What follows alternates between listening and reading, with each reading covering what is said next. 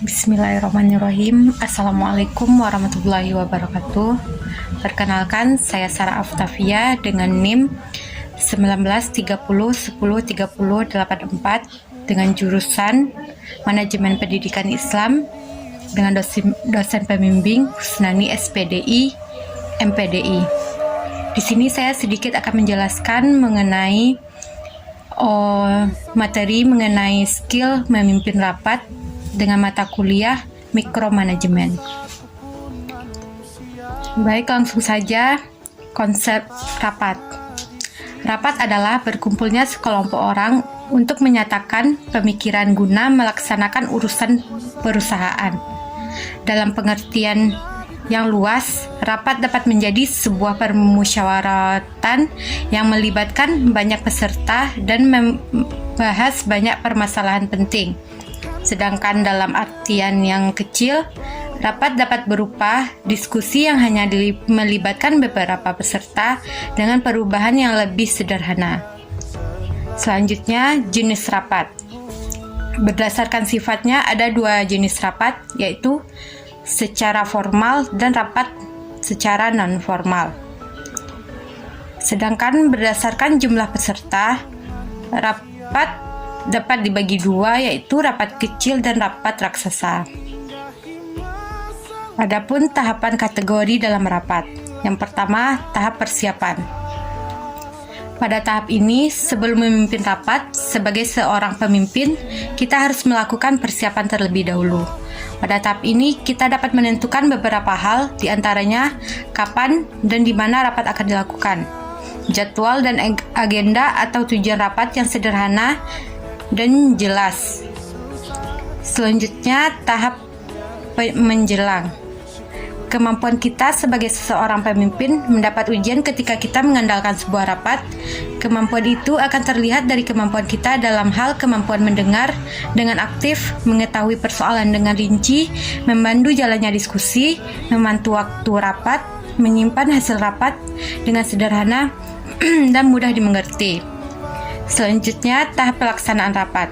Di sini ada beberapa tahap. Yang pertama, mengelola urusan acara sesuai dengan alokasi waktu. Yang kedua, mengelola arus pembicaraan. Yang ketiga, mencatat inti pembicaraan. Selanjutnya, meringkas butir-butir gagasan pendapat. Terakhir, menyimpulkan kesepakatan hasil rapat. Tahap selanjutnya yaitu tahap setelah rapat. Biasanya, peserta rapat lupa atau kurang komitmen dengan apa yang telah dibicarakan atau telah disepakati bersama. Pekerjaan kita sebagai pemimpin adalah mengingatkan hasil rapat dan menjamin pelaksanaan hasil rapat. Untuk menghindari hal-hal di atas, sebaiknya kita melakukan beberapa hal. Yang pertama, membagikan hasil rapat secara tertulis. Yang kedua, membuat rencana tindakan sederhana dalam suatu lembar yang terdiri atas pekerjaan aktivitas yang disepakati atau siapa dan jadwalnya atau status dari kegiatan tersebut. Selanjutnya, tujuan diadakannya rapat. Yang pertama, memberikan informasi tentang sesuatu. Misalnya hasil pertemuan, rapat, seminar yang relevan, keputusan rapat terbatas. Selanjutnya, memperoleh informasi tentang kegiatan, hasil observasi, kerja lapangan, dan problem yang mendesak. Menghimpun pengetahuan serta pengalaman untuk memecahkan masalah. Mengembangkan kerjasama dan mempengaruhi sikap agar berkomitmen, berdedikasi, dan berloyalitas. Mengutarakan keluhan, mengambil keputusan dalam batas-batas kewenangannya. Menentukan langkah-langkah kerja operasional.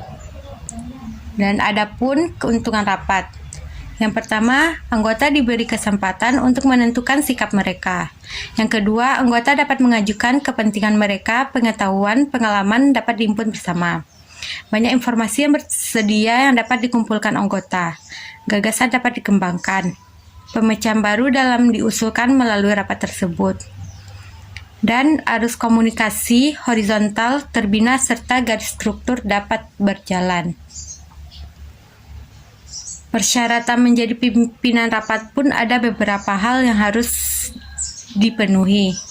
Yang pertama, memiliki sikap, tingkah laku, karakter, dan penampilan yang baik. Yang kedua, menguasai permasalahan, dapat mencari jalan keluar. Ketiga, memberi kepercayaan dan netral terhadap peserta. Pandai menerapkan gaya kepemimpinan. Adapun hal-hal lain yang dapat dilakukan atau dapat dijalani dalam rapat. Yang pertama, peserta dapat rapat jangan berdebat tentang hal-hal yang tidak relevan dengan agenda rapat. Yang kedua, hindarkan adanya gangguan dari luar. Yang ketiga, jika ada pertanyaan tidak dijawab sendiri oleh pemimpin rapat. Rapat jangan buru-buru selesai dan juga terlalu lama. Serta kriteria pemimpin rapat yang efektif. Yang pertama, mengerti apa yang menjadi pokok permasalahan atau agenda rapat yang akan didiskusikan. Yang kedua, memiliki kemampuan dan kesungguhan untuk mendengarkan setiap pendapat yang muncul. Yang ketiga, memiliki kemampuan untuk menjaga, mengarahkan, dan menyimpulkan keputusan-keputusan yang dibuat. Dan kemampuan untuk lobby di luar rapat, serta memiliki dan menerima masukan dari anggota tentang kemampuan memimpin rapat. Sekian penjelasan dari saya. Saya ucapkan terima kasih. Assalamualaikum warahmatullahi wabarakatuh.